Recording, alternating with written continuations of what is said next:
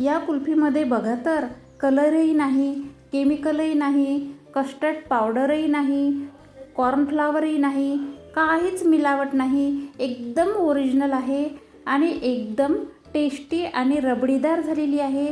चला तर कुल्फी करायला सुरुवात करूया। इथे मी रबडीदार कुल्फीसाठी 1 लिटर दूध घेतले। आता गॅस ऑन करून कढईमध्ये दूध घालू आणि 30% दूध आटवून घेऊ। 30% दूध आटले आहे।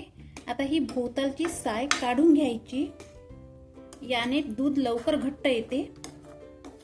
आता यातले थोडेसे गरम दूध एका वाटीत काढून घेऊ आणि यात थोडेसे केसर घालून केसर भिजू देऊ।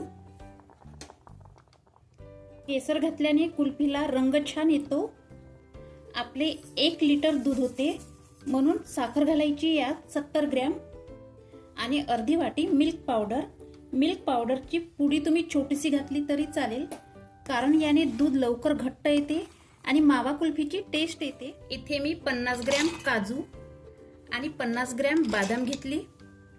याची मिक्सरला फिरवून पावडर बनवून घेऊ। लगेच ही पावडर कुल्फीच्या बॅटर मध्ये घालू, याने कुल्फीची टेस्ट वाढते आणि कुल्फी रबडीदार बनते। तुमच्याकडे असेल तर घाला, नसेल तर काही हरकत नाही। आणि आता घालायचं आहे केसर दूध। लास्ट घालायची आहे वेलची पूड। वेलची पूड घातल्याने टेस्ट आणखीनच वाढते आणि जिभेवर वेलची पूड आली तर मन किती अति प्रसन्न वाटते। आता बघा कुल्फीचे बॅटर किती मस्त घट्ट झालेले आहे। आता गॅस बंद करू आणि बॅटर कुल्फीचे थंड होऊ देऊ। बॅटर मस्तपैकी थंड झालेले आहे। लगेच मिक्सर पॉट मध्ये बॅटर घालून 1 मिनिट मिक्सरला फिरून घेऊ। तुमच्याकडे असे कुल्फीचे मोल्ड नसेल तर ग्लास मध्ये सुद्धा तुम्ही कुल्फी सेट करू शकता। आता कुल्फीचे बॅटर या मोल्ड मध्ये भरून घेऊ। आता या मोल्डला झाकण लावून फ्रीजर मध्ये रात्रभर कव्हर होऊ देऊ। रात्रभरात बघा किती मस्त कुल्फी सेट झाली आहे।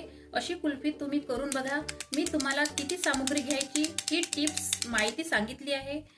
तुमची पण कुल्फी खूपच छान बनेल आणि सगळे तारीफ करेल। मी तुमच्याकडून उम्मीद करते की तुम्हाला आजची रेसिपी आवडली असेल। व्हिडिओ आवडल्यास लाईक करा, सबस्क्राईब करा। धन्यवाद।